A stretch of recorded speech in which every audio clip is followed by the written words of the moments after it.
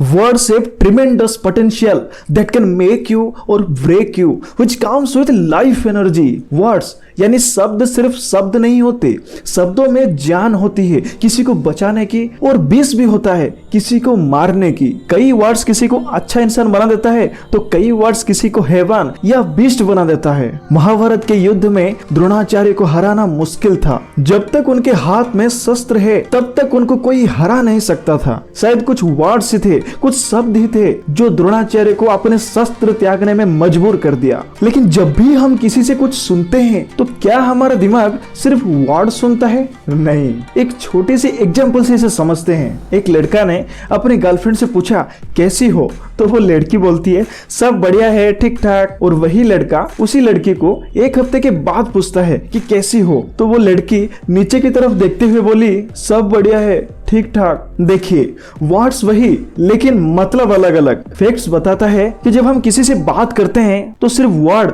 यानी वर्बल का वेटेज होता है 7%। कैसे टोन से हम बात कर रहे हैं यानी वोकल का वेटेज है 38%। तो फिर बाकी 55% क्या है? वो है विजुअल यानी बॉडी लैंग्वेज, फेशियल एक्सप्रेशन। बात करते वक्त आपका सर उठा हुआ है या झुका हुआ है, आप आंखों से आंख मिलाकर बात कर रहे हैं या कहीं इधर उधर देखकर बात कर रहे हैं। ऐसे बहुत सारे एग्जाम्पल है विजुअल का। आज इस वीडियो में एक छोटी सी कहानी जो इसी के ऊपर है। So let's start.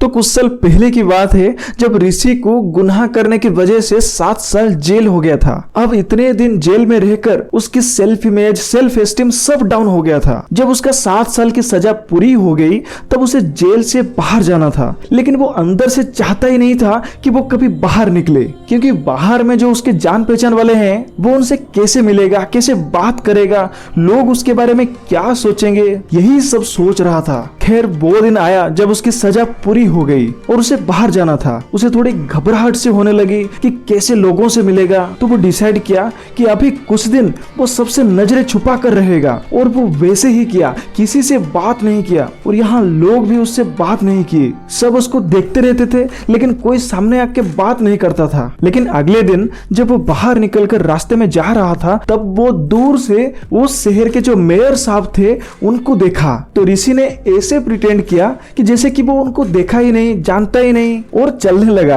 आगे से मेयर साहब भी ऋषि को देखते हुए आ रहे थे, लेकिन ऋषि उनकी तरफ बिल्कुल भी नहीं देखा और सामने से निकल ही गया था कि अचानक उसको महसूस हुआ कि कोई उसका हाथ पकड़ लिया है। तो उसको यकीन नहीं हुआ कि मेयर साहब ने उसके हाथ पकड़ लिए हैं। तो पीछे मुड़कर वो देखने लगा। मेयर साहब उसको देखकर स्माइल किए और एक प्यारी सी कंपासनेट टोन में बोले, ऋषि बहुत दिनों के बाद तुमसे मिला, बहुत खुशी हुई तुमसे मिलकर आज, कैसे हो ऋषि?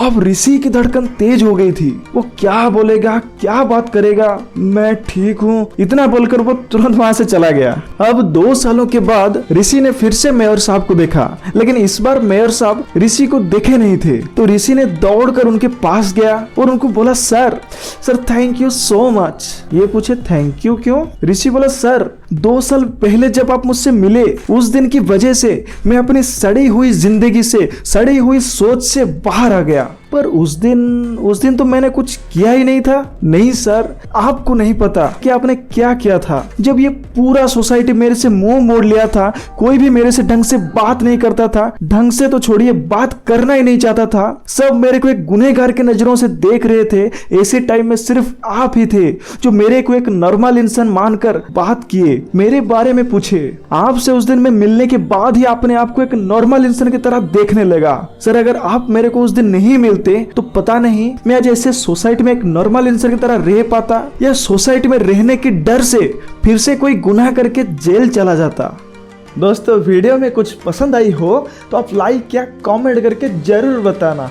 और हाँ, अगर आपने इस चैनल को पहले से सब्सक्राइब कर रखा है तो थैंक यू वेरी मच। और अगर आपने अभी तक सब्सक्राइब नहीं किया है देन डू सब्सक्राइब नाउ। हम नहीं चाहते कि आप हमारी नई वीडियो मिस कर जाओ। Thank you.